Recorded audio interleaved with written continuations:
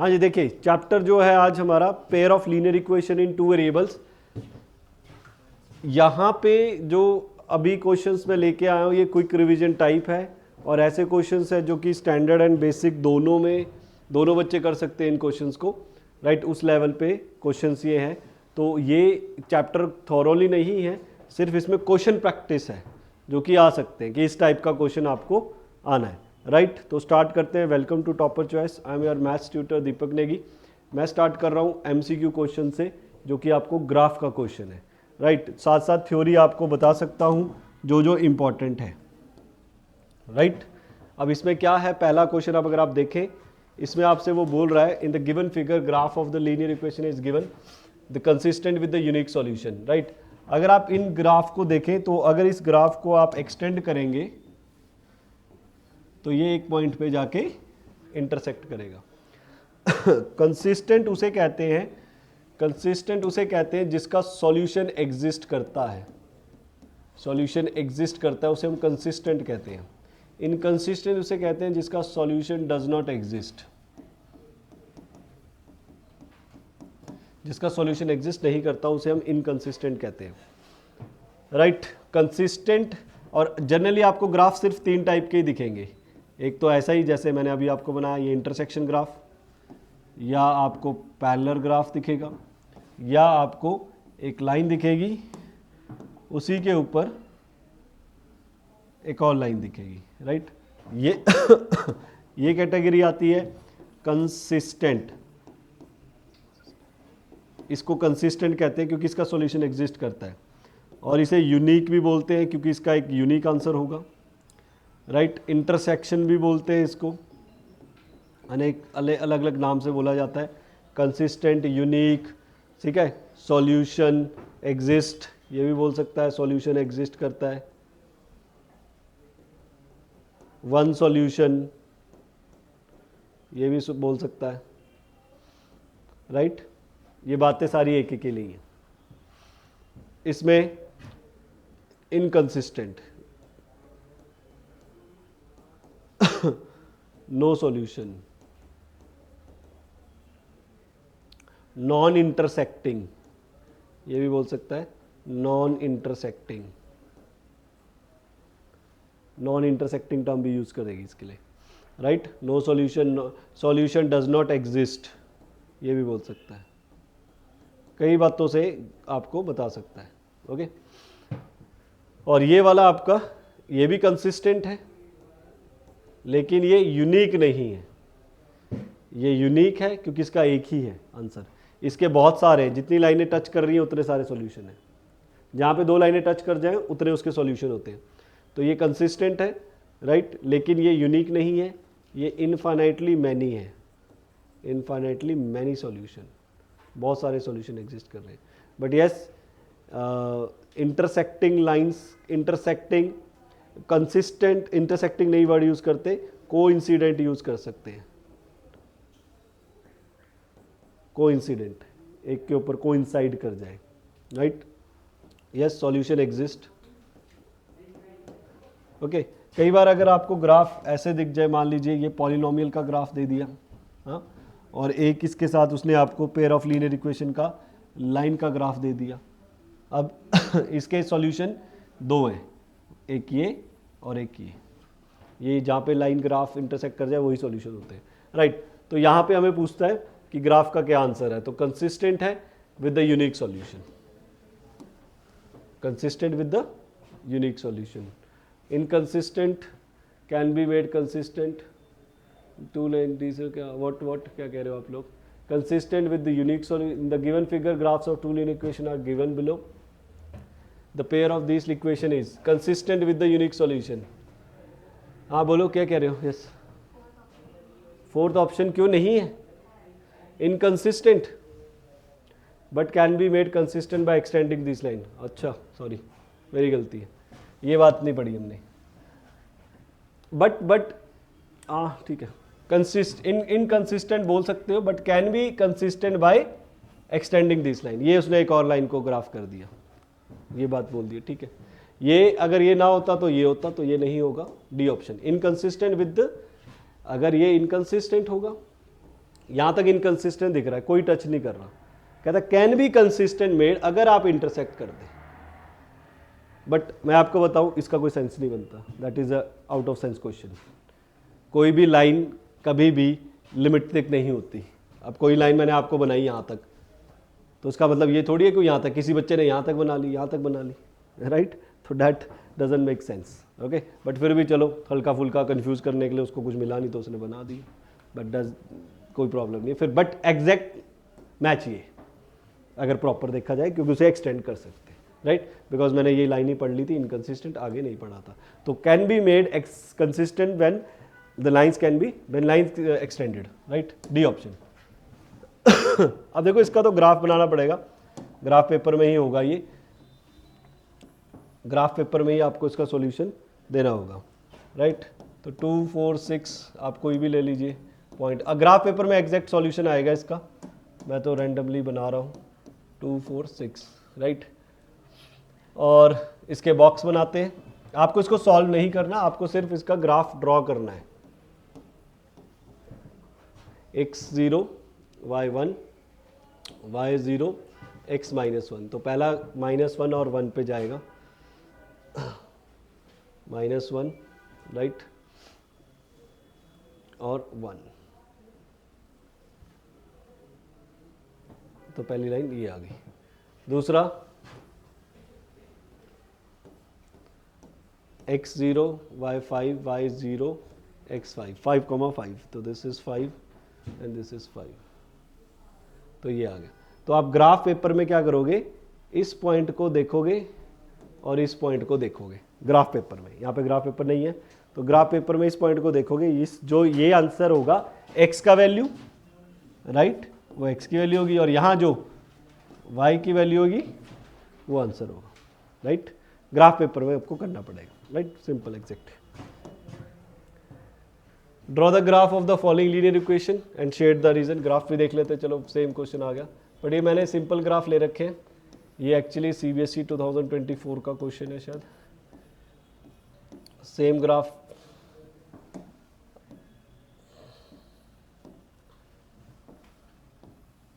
तो 1 2 3 4 5, 1 2 3 4 5, तो पहला लाइन 5,5 और दूसरा x - y = 5, x0 y -5 y0 x5, 1 2 3 4 5 और x5 है और y -5 है, सॉरी, 1 2 3 4 5, यहाँ से टच करेगा, दोनों में एक पॉइंट तो कॉमन है, 5,0, right? Find the solution of equation from the graph, तो यही सॉल्यूशन है, 5,0, ये सॉल्यूशन आ गया। इंटरसेक्ट कर रहे हैं वहाँ पे ग्राफ, तो ये सॉल्यूशन हो गया। Shade the triangular region form by the lines and the axis. Line, shade the triangle region form by the lines and the x axis, ये एक्स एक्सिस, राइट? अब एक लाइन ये है और एक की लाइन है। Shade the triangular region form by the lines and the axis, okay, axis वाली होगा, नॉट एक्स एक्सिस, तो एक्सिस ये वाला लेंगे,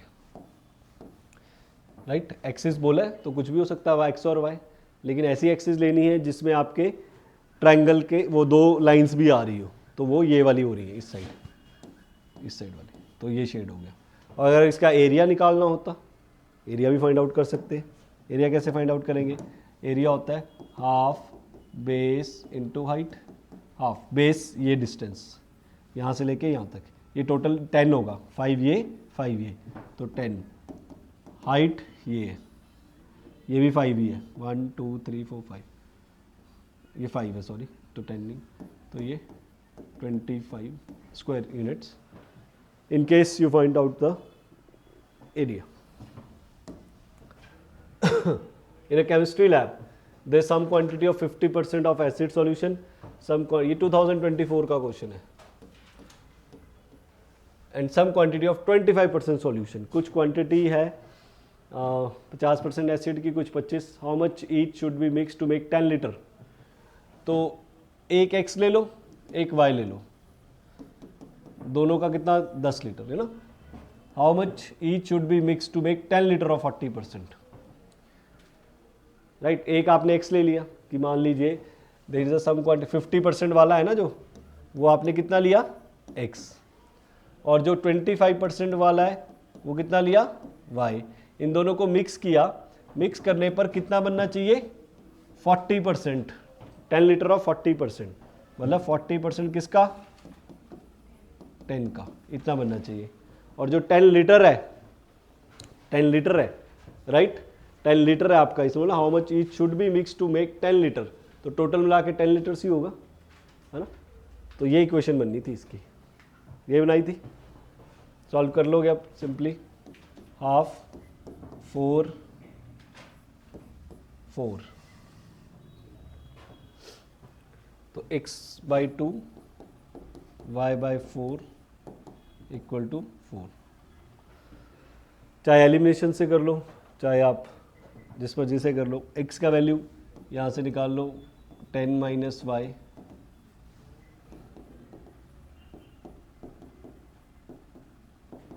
equal to 4, 20 minus 2y plus y equal to 16,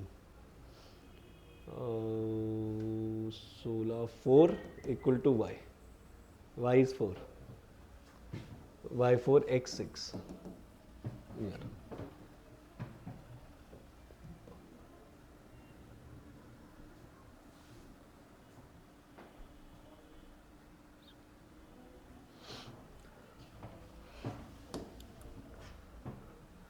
अच्छा ये वाला क्वेश्चन जो है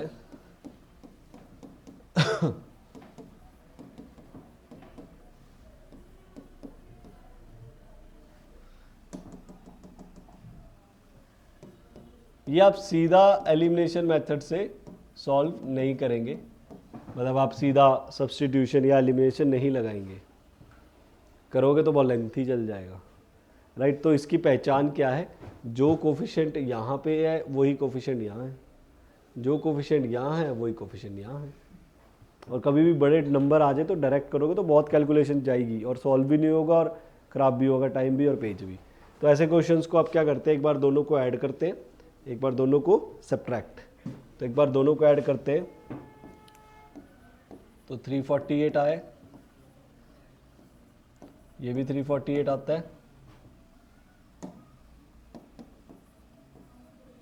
ये 1740 आता है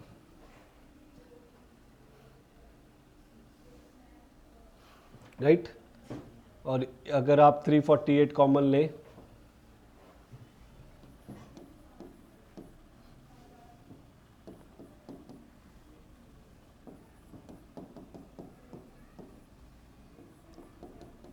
तो अगर ये डिवाइड हो जाए तो बहुत अच्छी बात है,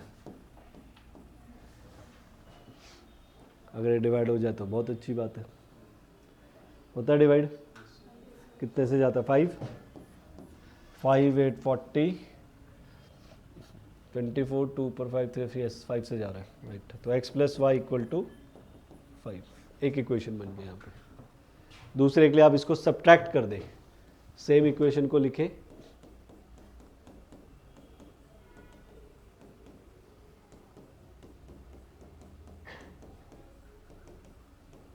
और सब्ट्रैक्ट कर दें,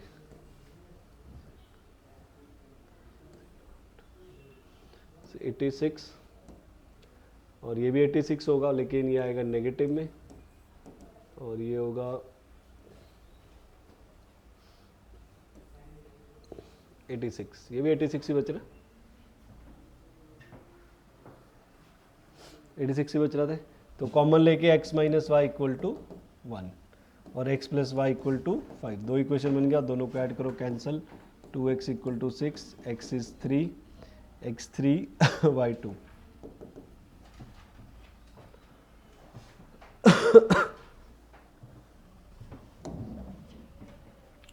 केस स्टडी देखते हैं। Essel World is one of the India's largest amusement park that offers a diverse range of thrilling rides, water attraction and entertainment option for visitors of all ages. The park is known for its iconic water kingdom, making it a popular destination for family outing, fun-filled adventure. The ticket charges for the park are 150 per child, 250 adult. On a day, the cashier of the park found that 300 tickets were sold and the amount of 55,000 was collected.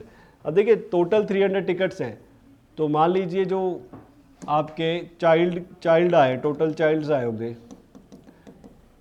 वो x आए होंगे और adult आए होंगे वो y आए होंगे, और दोनों मिला के जो टिकटें बिकी वो 300 हुई होंगी, है ना। और इसका प्राइस 150 पर चाइल्ड, तो 150x हो जाएगा टोटल कॉस्ट, और उसकी कॉस्ट हो जाएगी 250 पर एडल्ट, 250 y होगी, दैट कॉस्ट यू 55,000।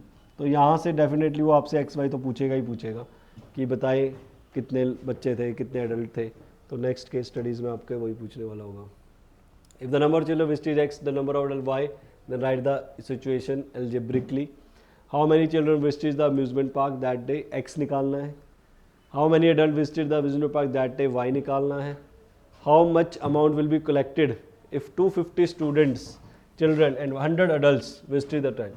इसके लिए थर्ड पार्ट के लिए जो फाइनल आंसर होगा वो 250x प्लस 100y, ये वैल्यू पूछ रहा है कितनी होगी। तो इसके लिए आपको यहाँ पे XY सॉल्व करना पड़ेगा, राइट। तो आई थिंक ये 50, 35, 0 तो देखो कैंसिल होगी, 5 से भी जा रहा है, 5 3 15, 5 5 25, 5 11, राइट। अब आगे नहीं जाएगा ये, तो इक्वेशन बनेगा आपका x plus y equal to 300 और 3x plus 5y equal to 1100। अब एलिमिनेशन मेथड यूज़ कर लें, इसको 3 से मल्टीप्लाई कर लें, 3x plus 3y 900, it remain same, 3x plus 5y 1100, minus करिए तो y 100 आ गया, 100 आ रहा है आपका, राइट। y 100 तो x आ जाएगा 200।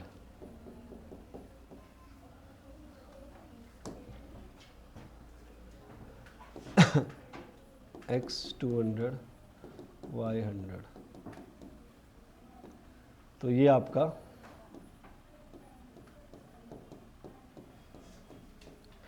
10,000, 50,000, 60,000, 60,000 थर्ड वाले का आंसर है, right. Clear. Total final price 250 children और 100 अडल्ट की टिकट का प्राइस इतना नहीं है, 2500। एक्स का वैल्यू कितना है? एक्स कितना है? गलत है, एक्स है हमारे पास, एक्स हमारे पास किड्स है ना, और 250 एडल्ट्स हैं। ओके, तो उसने पूछा आपसे यहाँ पे कितना, 250 चिल्ड्रन, 250 चिल्ड्रन और 100 एडल्ट्स। एक्स को देखो हमने क्या लिया है, चाइल्ड्स लिए, किड्स लिए, तो एक्स हमारे टोटल आए 200, 200 बच्चे हैं, 100 एडल्ट हैं, और उसने हमसे क्या पूछा है, the amount will be collected if 250 children 100 adult visited. Okay sorry, इसमें एक्स वाई की जरूरत नहीं थी ना हमें, क्योंकि उसने ऑलरेडी हमें लोग बता दिए। टिकट का प्राइस तो हमें पता ही है ना, देखिए टिकट का प्राइस हमें पता है 150 और 250, टिकट का प्राइस पता है, तो इसमें हमें एक्स वाई की जरूरत नहीं पड़ेगी, सीधा 250 चिल्ड्रन है और टिकट का प्राइस है 150, और 100 एडल्ट्स हैं, इसका टिकट का प्राइस है 250। नहीं, हाँ ठीक है, तो सेम ही आ गई, 250 इंटू 15 इज 2 5 15 250 और 75, 250 और 75 कितना हुआ, 325, 37500 प्लस 25, 25,000 और 37,500, ये भी जो भी अमाउंट आएगा ये आपका टोटल। क्लियर हो गया। तो ये वाले प्राइस में उसने ऑलरेडी चिल्ड्रंस दे रखे थे, हमने निकालना था। Case 2 schools P&Q decided to award prizes to their students for 2 games. Hockey X, cricket Y.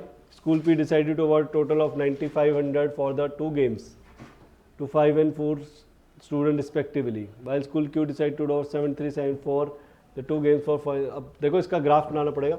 Hockey के लिए ₹X per student, क्रिकेट के लिए Y per student. School P decided to award total of 9500 for the two games. Total price उसने हमें कितना दिया? 9500 for two games to 5 and 4 students respectively. Respectively मतलब hockey के लिए x इतने को 5 मिला होगा और उसके लिए 5x मिले होंगे और इसके लिए 4y मिले होंगे.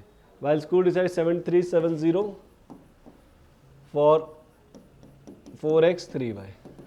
सेम इक्वेशन फॉर्मेशन बन जाएगा, राइट? हाँ जी, ये तो फिर आप सॉल्व कर लोगे, मैं छोड़ देता हूँ आपके लिए, राइट? सिंपल एलिमिनेशन मेथड है ना. इसका 5 है तो इसको 4 से मल्टीप्लाई कर दो, इसको 5 से कर दो, राइट? तो आई थिंक ये सॉल्व कर लोगे, राइट? आप पे छोड़ देता हूँ भाई. The pair of linear equation has, अब ये आपको बताना है एग्जैक्टली वन सॉल्यूशन. ये आपका formula A1 by A2, B1 by B2, C1 by C2. अगर ये इक्वल आ जाते हैं we call it infinitely many solution. और अगर आपका A1 by A2 not equal to B1 by B2 we call it unique solution. A1 by A2 equal to B1 by B2 not equal to C1 by C2, no solution, right? तो हमारा condition इसके according देखते हैं. ये A1 coefficient होते हैं, ये B1, ये C1, राइट? तो A1 है मेरा 1, डिवाइड करो इसे A2 से, A2 -3, तो ये आ गया. B1 by B2, B1 is 2, B2 is अच्छा 6y को ना इधर लेके आना पड़ेगा आपको, तो ये माइनस हो जाएगा और ये इक्वल टू -1 रहेगा, तो -6. तो ये 1/3 माइनस सेम आ रहा है, दो तो सेम आ गए. तीसरा सेम नहीं आएगा, C1 को भी इधर ही ले आओ, इसको भी इधर ले आओ, प्लस आके 1 हो जाएगा इधर. तो C1 by C2 5/1. I think ये वाली कंडीशन आ रही है. A1 by A2 equal to B1 by B2 not equal to C1 by C2, ये इक्वल नहीं है, राइट? तो अब क्या हमारे पास नो सॉल्यूशन का केस, राइट? क्लियर है? If the system of equation as infinitely, अब इनफाइनाइटली का कंडीशन देखो, A1 by A2 equal to B1 by B2 equal to C1 by C2. तो ये 2 से 2 कैंसिल हो गया, 7 4 से 28, तो ये रह गया 1/a. इसको इक्वल कर दो 1/4 के, इसके इक्वल, तो यू विल गेट a का वैल्यू 4.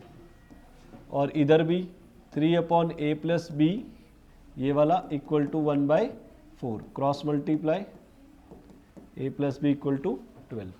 a का वैल्यू 4 पुट करो तो b आ जाएगा 8, सॉरी, b का value 8. Last case study, right? इसके बाद ये मैंने आपको बताया ये लेवल ऐसा है जिसमें बेसिक स्टैंडर्ड दोनों के लिए, ओके? तो कुछ और क्वेश्चंस होंगे जो लेवल 2 पे होंगे, जो कि स्टैंडर्ड वालों के लिए होंगे, उसमें थोड़ा लेवल अप करेंगे, जिससे आपके MCQs और एडजस्टन और केस स्टडी पे ज़्यादा फोकस करेंगे. Kamaya and Hina started walking from a point P at the same moment in opposite direction on a 108 meter long circular path. Right? ये है Kamaya यहाँ को मूव करी, Hina यहाँ को मूव करी, and on a 800 meter long circular path. इसका total distance कितना है? 800 meter long. Kamaya walked to the clubhouse at an average speed of, अब ये जो कमाया की स्पीड है वो 100 मीटर पर मिनट दे दी, right? And Heena walk to the badminton court at an average speed of 80 metre per minute. Heena का स्पीड दे दिया 80 metre per minute. The length of the circular track between the club house and the badminton court is 180। Okay, this length, ये length 180 है, right. If Heena took 1 minute more than Kamaya to reach the destination, right, find the time taken by Hina and all that.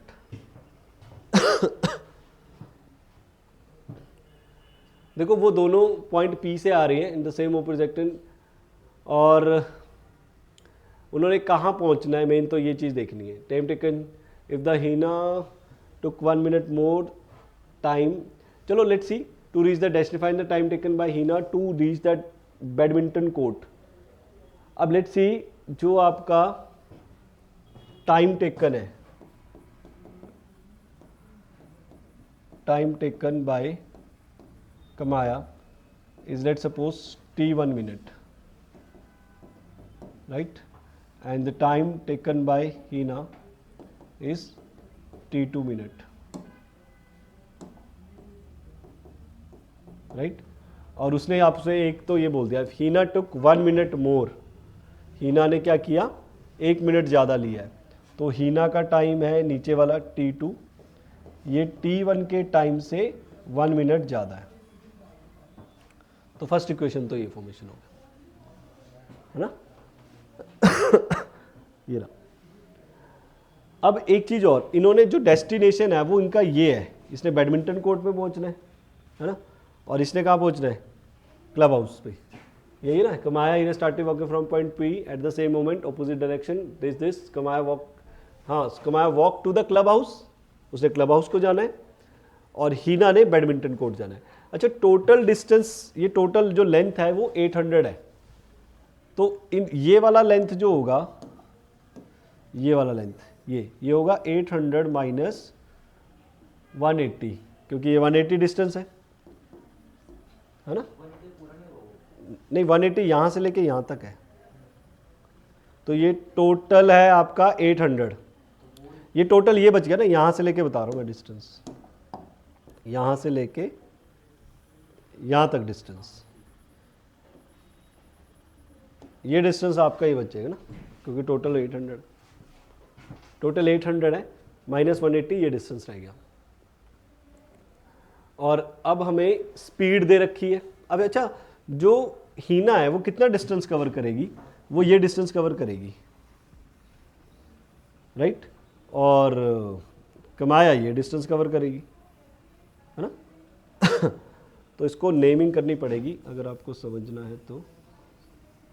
इसको P यहाँ पे, इसको name C दे दो, ये C है, और इसको B दे दो।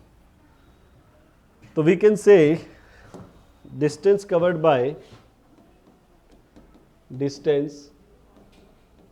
बाय हीना, कितना किया उसने, P यहाँ से यहाँ तक, ये ना PB, ये डिस्टेंस करो। और इसका स्पीड कितना था हीना का, स्पीड देखो कितना है, 80 मीटर, इसका स्पीड 80 था, राइट। तो एक फॉर्मूला हमारे पास, speed is what, distance by time. Speed कितना है इसका 80, और डिस्टेंस PB कवर किया, और टाइम कितना लिया इसने, T कितना लिया हमने इसका टाइम, हीना का टाइम है T2, ये देखो हीना का टाइम कितना है T2, तो इसने टाइम लिया T2, तो ये हो गया 80 T2 is what, PB, right. Similarly distance covered bye कमाया इज PC, यहाँ तक क्लब हाउस तक, है ना, PC, और स्पीड यहाँ इसका 100। तो speed equal to distance by time, speed is 100, distance is PC, by time is T1। इसका टाइम T1 है कमाया का, देखो T1 टाइम लिया, तो यहाँ से 100 T1 इक्वल टू PC। अब अगर आप देखो PC प्लस PB ये बनता है आपका 800, ये था ना 800 माइनस 180 कितना होता है ये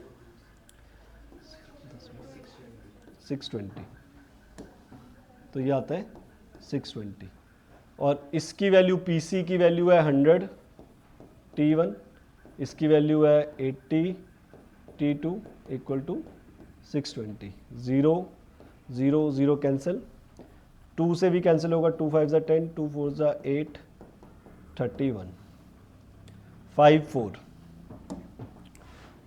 5 और 4, 5 T1 4 T2 इक्वल टू 31, ये वाला इक्वेशन 5 T1 4 T2। और एक इक्वेशन ये रहा T2, इसको ऐसे भी लिख सकते हो आप, T2 minus T1 equal to 1।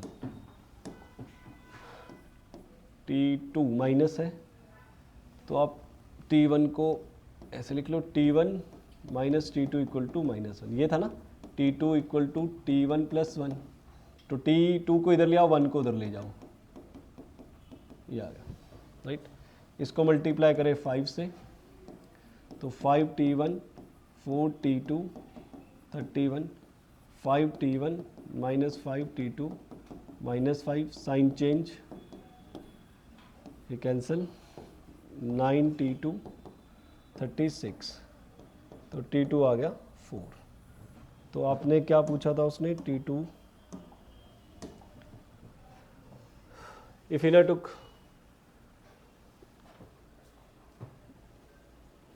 took one more time to find the time taken by Hina, Hina का कौन सा टाइम है हमारा T2, तो T2 कितना है हमारा 4, तो 4 आंसर आ गया।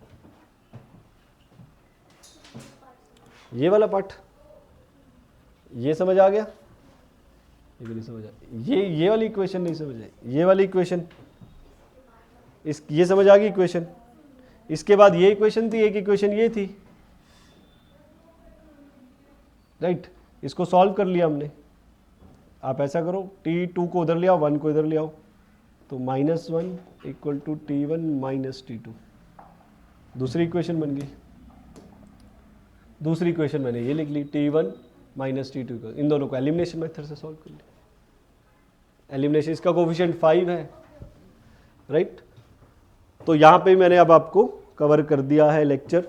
तो अगेन मैं बता रहा हूँ, फिर ये क्विक रिवीजन टाइप था आपका क्वेश्चन का। अगर आपने ये अगर आपको आते हैं तो आप लेवल 2 पे आइए, अगर ये क्वेश्चन नहीं आते तो दिस इज़ बेयर मिनिमम, आपको दोबारा एनसीईआरटी करनी चाहिए और फिर लेवल 2 पे आना चाहिए। अगर आप बेसिक पे हो तो दिस इज सफिशिएंट, उसके बाद आप एनसीईआरटी पे थोड़ा फोकस करिए, दैट इज़ ओके। लेकिन स्टैंडर्ड में है तो ये होने चाहिए, हो गए तो लेवल 2 पे आइए, नहीं हुए तो इसको दोबारा पहले एनसीईआरटी करिए, क्योंकि ये बेसिक्स थे, इससे मिनिमम आपसे क्वेश्चन वो नहीं पूछेगा, इतने तो पूछेगा ही पूछेगा, इससे प्लस ही पूछ सकता है राइट। तो take care, good luck, bye bye, next class में मिलेंगे विद नेक्स्ट चैप्टर के साथ, ओके।